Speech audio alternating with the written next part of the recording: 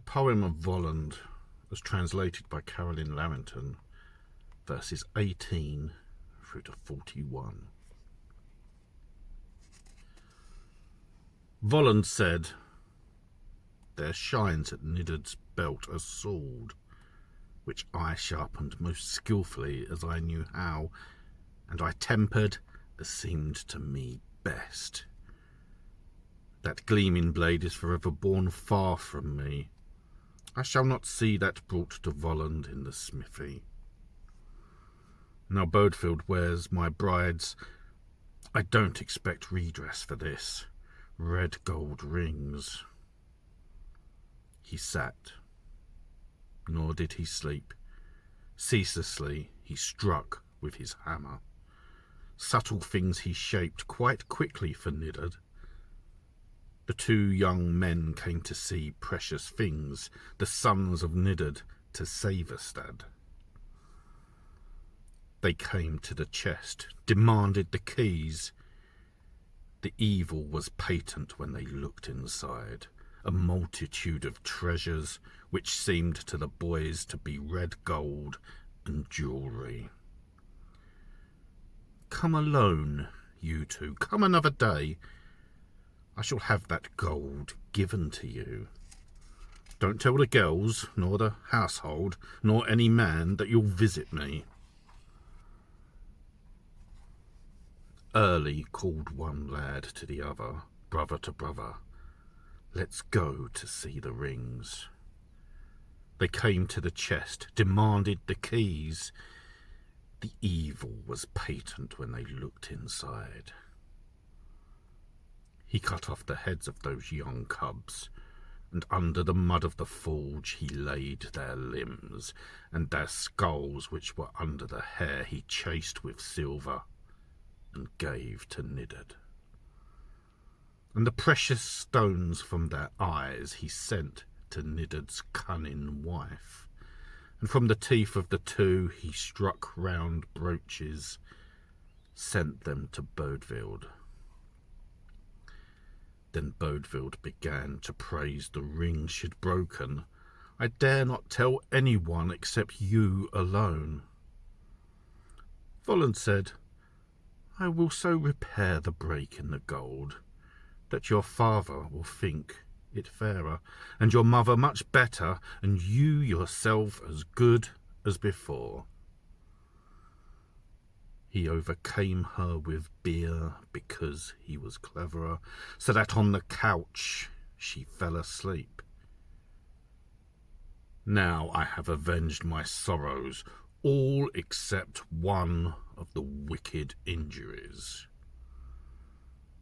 "Good for me," said Volund, "if I were on my webbed feet, of which Nidud's warriors deprived me." Laughing, Volund rose into the air. Weeping, Bodfield went from the island. She grieved for her lover's departure and her father's fury.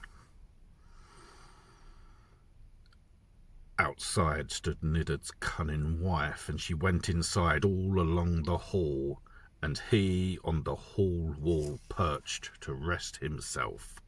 "Are you awake, Nidud, lord of the Nyara?"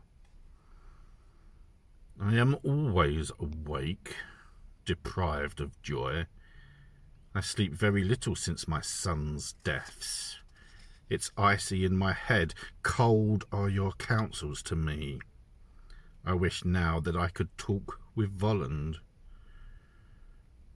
"Tell me, Volund, Prince of Elves, what became of my healthy young cubs?" "First you shall give me all these oaths. By the side of a ship and the rim of a shield, the back of a horse and the edge of a blade, that you will not torment Volund's lady, nor be the slayer of my bride, though I have a wife who is known to you, and we have a child inside your hall. Go to the smithy, the one you built. There you'll find bellows spattered with blood. I cut off the heads of your young cubs, and in the mud of the forge I laid their limbs. and their skulls which were under their hair I chased with silver, sent them to Nidad, and the precious stones from the eyes I sent to Nidad's cunning wife. And from the teeth of the two I struck round brooches, sent them to Bodvild. Now Bodvild is with child, the only daughter of you both.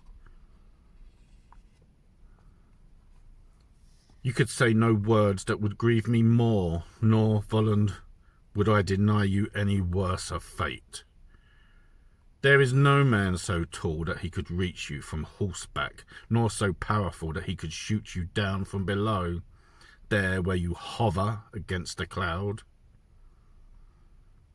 Laughing, Volund rose in the air, and Nidad sadly sat there behind. Get up, Fakrad, my best thrall.